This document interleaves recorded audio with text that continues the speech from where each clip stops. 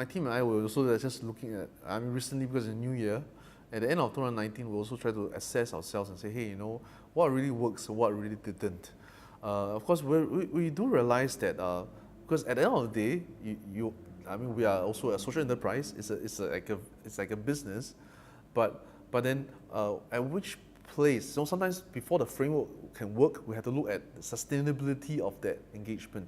So we do realize that the moment if we try to make the education as a product, then that doesn't work very well. I think, especially we try to sell to parents like, oh, you have this education product and that education experience and that.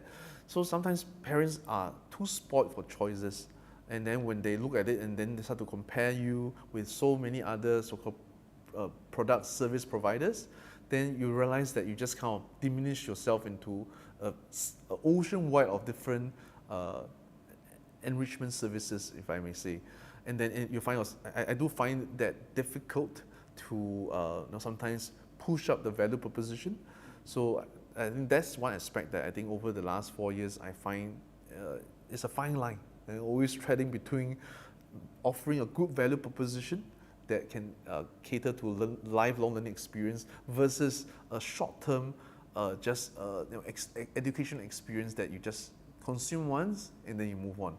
But again, in this culture of consumerism, these tendencies are unavoidable.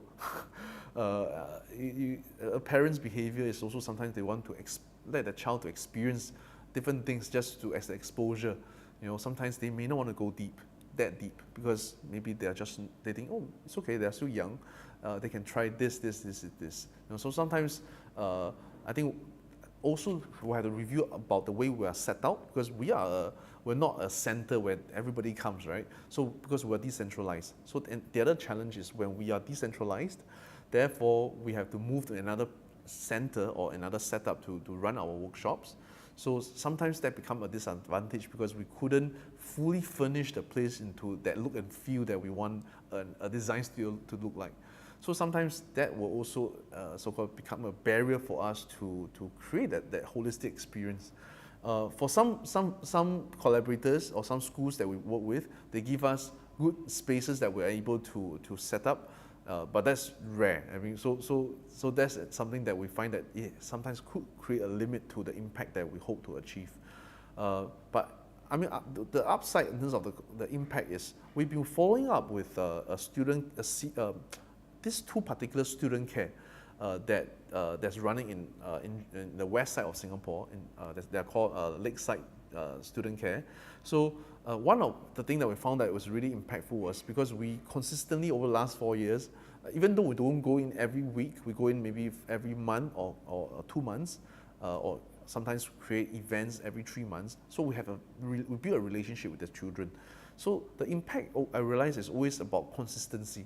Like at least there are touch points where you can actually, the kids remember you, they remember like the learning experience consistently.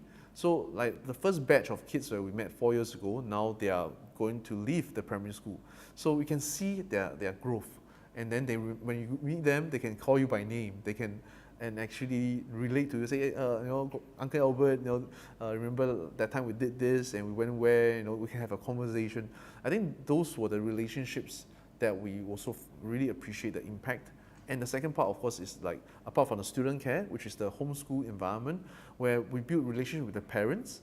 And the impact, even though it's not like in the form of like, their kids go to a better school or what, although they could be transit from homeschool to a public school, but we built a relationship. We saw the impact a lot in terms of this kind of like relationship forming, and some of us become like not just partners, become lifelong friends. So to me, that also was how you determine the impact. Also is how you look at what's really valuable, what's the value proposition that we really value at the core of this program. So if I define Big Lab success in terms of like, we must hit number of children, recurring children that comes, then maybe it's hard to define the impact. But if we define our so-called success by the kind of relationship that we can form with the family, then maybe we have a different kind of outcome. Yeah, so we are still, of course, exploring, finding sustainable ways to make that possible. But of course, we also realize that there are things that's in the reality that we have to learn to work with, but not to work against it. Yeah, so we are still definitely finding that balance, and also of course each year we find that we have to reframe or like change our lens to see if we are making a work that is truly impactful. If not, I mean, there's sometimes we really have to take a step back and say, hey, maybe this is not working out. We have to be ready to change, because the very reason we started the work also because we wanted to bring change. But then if we become too conformed to the thing that we've been doing and not willing to change, it can be also detrimental, So I think this idea of accepting change is still something that will continue to determine how we will continue to create impact for others.